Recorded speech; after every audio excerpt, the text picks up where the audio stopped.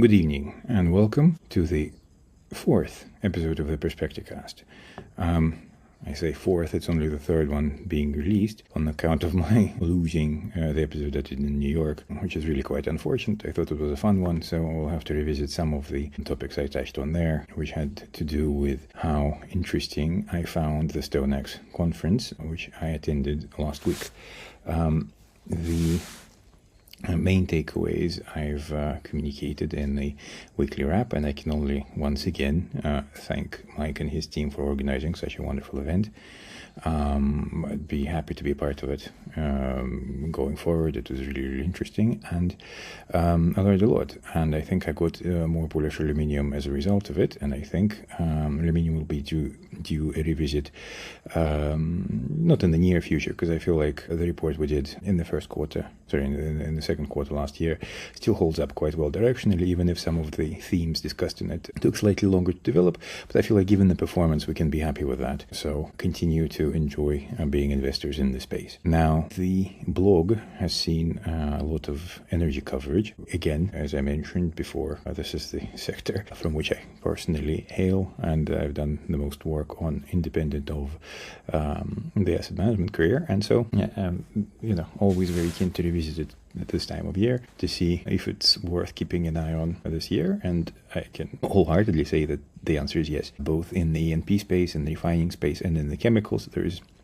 evaluations are interesting enough, and business direction is interesting enough that it is worthwhile having at least an eye on the space. In the E&P, we have talked about PetroChina and its gas exposure, and CNOOC and its excellent E&P portfolio. But we always remember that with all the Chinese majors, all of them, whilst they may have various focuses, they all have roughly the same footprint, as in CNOOC has a big refinery and Sinopec has significant E&P assets. Nevertheless, we look at Sinopec as a refiner first and foremost, and CNOOC an E&P first and foremost, and obviously PetroChina is in the middle. But now PetroChina has this new dimension to it, to do with natural gas and its ability to export or sell this gas domestically. All very interesting articles. Please have a look at those if you haven't already. I'm particularly proud of the Sinopec work. I think that came out real nice, and without sort of giving away too much, I do think that it's a very competitively priced company at this point in time, both in terms of dividend support and in terms of valuations.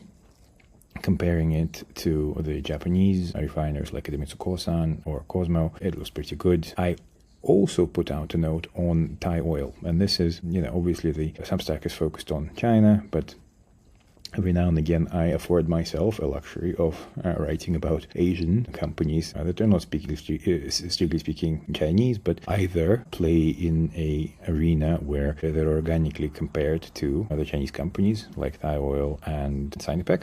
As in, Asian refining space is heavily dominated by China these days, and sometimes the best way to play a change in Chinese behavior is through an Asian company. And I feel like whilst it's not exactly a like for like, but and because obviously Thai Oil has many more drivers than just that, but I feel like the market opportunity is there, and again, valuations are intriguing enough, with good reason, that it's a avenue worth pursuing for those that way inclined.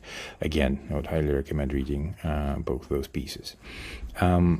This week on the blog, tomorrow I shall have a review of the chemical space up, which should be quite comprehensive, again focusing on China, but not forgetting the Korean, the Taiwanese, Malaysian and Thai players. And then the companies of focus this week are Hengli and Wanhua. Hengli is obviously the one I'm personally much more familiar with, and that's the one I wasn't intending to cover. But having done the evaluation work, and I always do evaluations in advance of writing up full reports, it makes me not convinced, but I feel like both sides of the argument need to be presented. I'm also going a little bit higher tech as well, and I'm covering Red Avenue for comparison. Not the company I like, but I feel like it's a company that needs to be presented at the very least, at least on the valuation level, to show what is possible in the refining space, right? And again, it's technically, chemicals, but, conceptually speaking, chemicals is just more refining, isn't it? I know it's not, it's just, Nevertheless, I am a big believer in that the chemical companies tend to be rewarded for investments over the long term if those investments are appropriately done and the right technology has been targeted. The dividend in the petrochemical space tends to be stickier, as the boom and bust cycles of crude oil tend to be both sources of pressure but also sources of opportunity. So I think we're going through a point of inflection in the chemical space as a whole, where expectations are exceedingly low and business performance is starting to pick up. So again, on a very macro level, I was not planning on doing as deep a dive on chemicals as I ended up doing. And this is only because as I dug deeper, I got more and more interested. So I honestly hope that I'll be able to communicate that in the notes coming out later in the week, starting with the large industry overview tomorrow. It likely followed by a Hengli focused note, and then a Wanghua later in the week.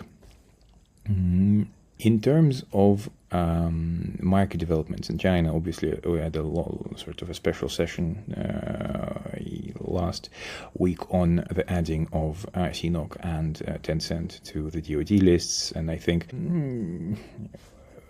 consensus settled roughly where we were, so I'm quite happy with that.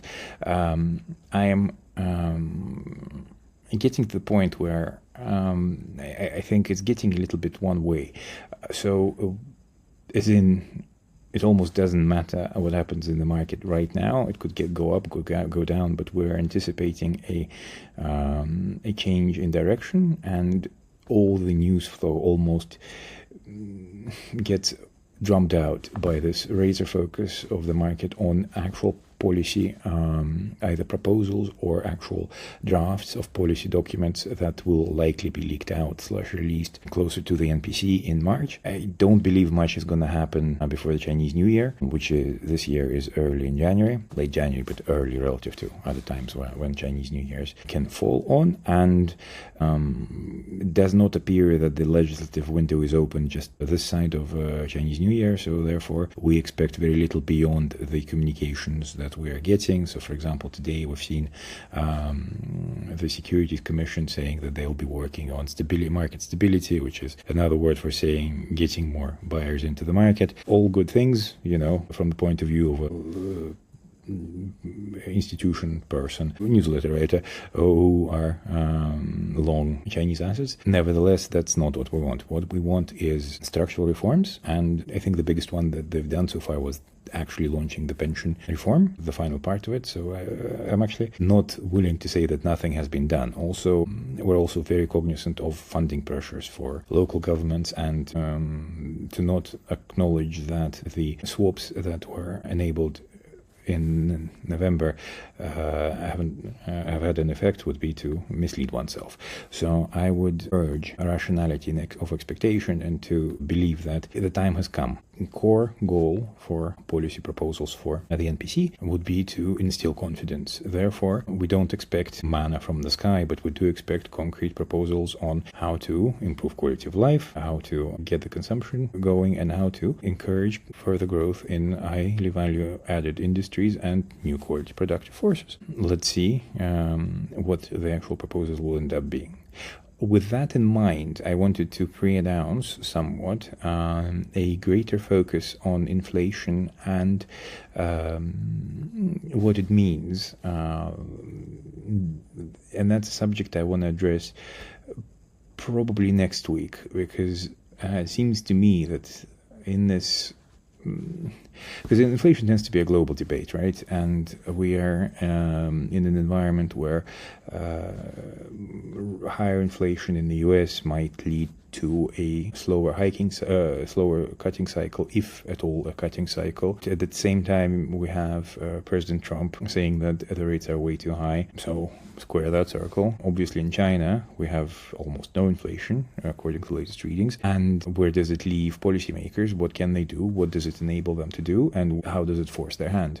All these questions I find to be very interesting, and I would really like to spend some time addressing them. So this is something I would like to tackle next week, and which may mean that there will be that there won't be a company report coming out next week. Although we'll see, because My problem is I'm quite excited about a few sectors. I think hard tech I need to cover before the NPC, so that when the NPC comes out, we're all well prepared for that. Electrification theme beyond power generation is another one that I would very much like to review before NPC. Solar and wind are another two that I would like to review before. And then, of course, tech in general is something that I'm a little bit behind on, and I have my own approach because I'm not great at semiconductors, so please don't expect, detailed drawings or opinions on semiconductor design and backside power, things like that. But I do like to follow the sector from a continental sort of perspective, understanding where the balance of opinion lies and also what the price dynamic is telling me. So that's an exercise I try to do every half year or so, updating my spreadsheet and charts. So it also is due. So it's quite a full docket before NPC, a lot to get to. So exciting times on the one hand for the Substack, on the other it's a lot of work, and the question of focus becomes relevant. So if you have preferences in terms of what to cover first or second, or things you're not interested in, by all means let me know in the comments below. As usual, thank you very much for subscribing and listening, and I hope you enjoy the materials coming out later in the week on the blog, and I'll speak to you this time next week.